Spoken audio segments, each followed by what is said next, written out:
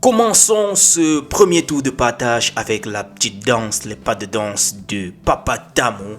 Ouais, ça c'est quelqu'un qui sait que son patron vient d'être élu pour 4 ans. Tous les cas. Les amis, bonjour, j'espère que vous allez bien. On va débuter cette première séance d'actualité avec cette note de félicitations du président de la FIFA. Je vais lire très rapidement ce qui est contenu dans cette note-là.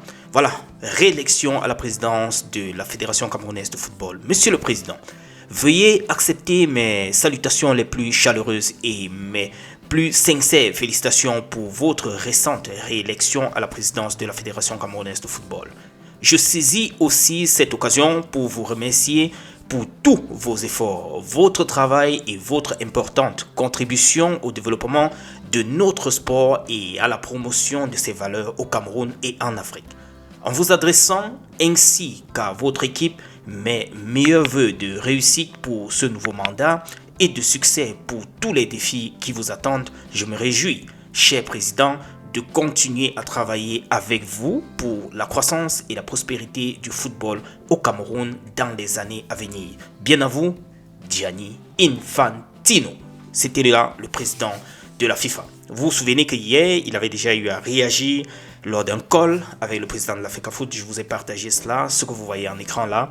Ça fait quand même du bien d'avoir le patron du football mondial qui vous réitère sa confiance comme ça et les encouragements pour les années à venir.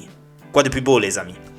On va passer ici avec Thomas Nkono. Voilà, on passe au tour des légendes. Thomas Nkono a remercié également Samuel Eto'o pour sa réélection au poste de président de la FECAFOOT. Voici ses mots. Il dit « Nous sommes ensemble dans ce nouveau chapitre. Félicitations mon fils ».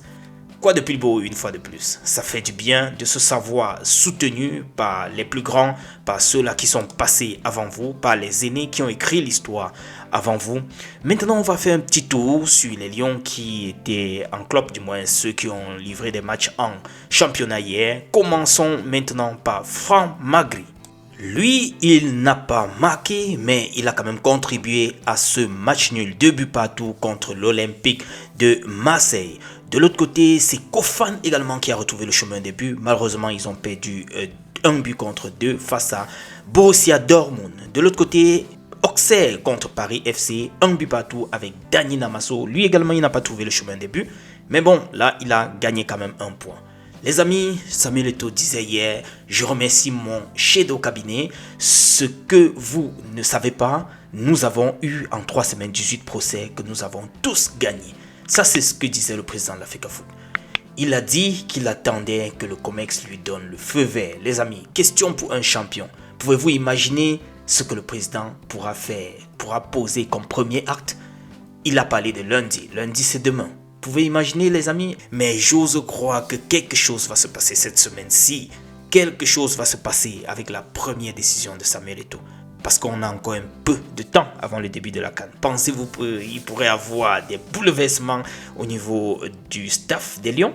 Pensez-vous, les gars? Dites-moi en commentaire. Je sais que vous savez à quoi je pense, n'est-ce pas? On est ensemble, les amis. Je vous laisse écouter la réaction de Etienne Eto'o. Ça, c'était juste après l'élection de Samuel Eto'o hier à l'Assemblée Générale. Écoutez ce qu'il dit. Allez lundi, Mr. President, we did it. Aucun ministre, we did it. Personne. La loi, c'est la loi. Au Cameroun, il y a la loi.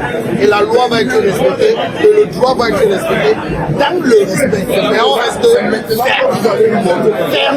ferme.